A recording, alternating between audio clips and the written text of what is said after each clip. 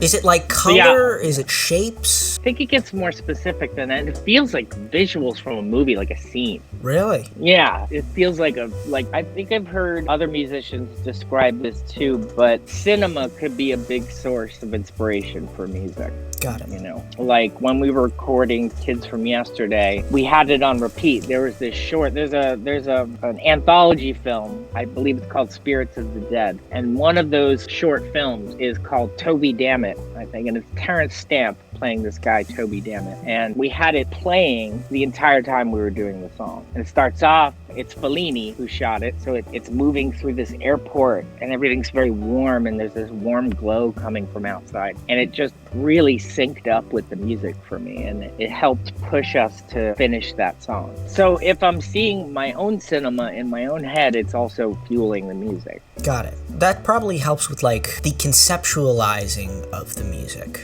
It does. Is it fully formed for you, or are you like developing the concept as you get each song? Developing them as I get each song. Like, really? Sometimes I'll have a concept early. A lot of times I'm just kind of like, I will write a piece of music and then I will think about what that makes me feel, but also what happens, like what it could be about. It could be something like Cronenberg's The Fly or like body horror. Occasionally I would write body horror into my Doom Patrol run, and I like body horror and I think it's super interesting, and I like the idea of transforming and metamorphosis and things like that. It's very liquid. My favorite part of the process is when everything is liquid, everything is still undefined, and it could be anything. Anything is possible. When it's that moment and you're just inspired, it's the best part. Because it could be about anything. You're starting, little fragments start to come to you and you start like saying, oh, this is a really important word to this song. Or you start to get deeper conceptually. And sometimes you tap into like things that made you upset or things you're trying to process. But that's my favorite part of the process. It's when it's all liquid and not completely defined.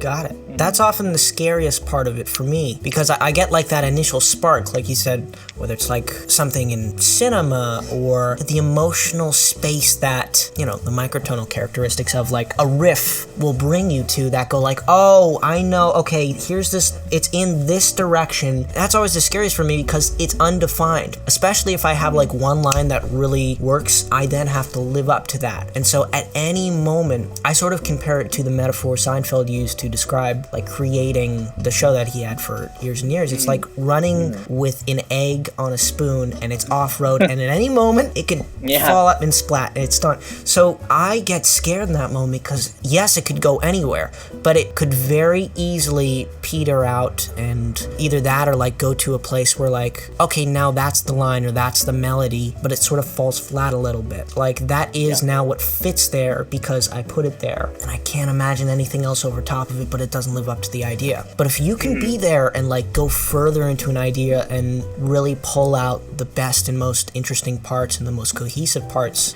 that would explain a lot about why you're so good at the conceptualizing of songs. Yeah, I find that, you know, the part where the part that I find the most difficult of the creative process, or like specifically making music and the recording process and tracking and all that, what's harder for me is when it starts to become more defined, right? And then you're seeing a clearer picture of what it is, and then you're hypercritical of it. Once the critical brain turns on, it's my least favorite part of the process.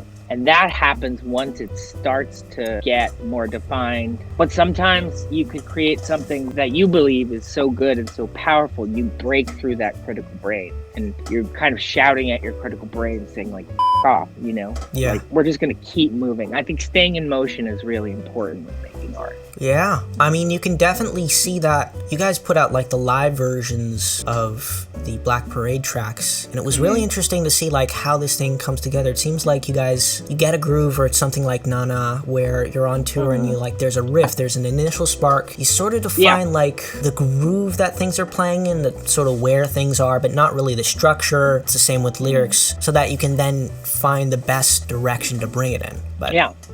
It's cool, and you know, in My Chemical Romance, it happened all different kinds of ways. Like sometimes Ray would have a riff, or Frank would have a riff, and then we just start collaborating. You know, a good deal of Revenge was done kind of in our practice space. Got it. Back in when we had one in New Jersey, and we just kind of, I remember like we started doing, what they do to guys like us in prison. So we start with that, kind of thing, and what Ray was playing was awesome because it was getting me closer to the headspace I needed to be to figure out what it was about, and then Frank started playing his lead on top of what Ray was playing, and then I started to say to myself, and I don't know why, I started to say, oh, this song feels like it's about jail. And that's what a part can make you feel. It can spark things.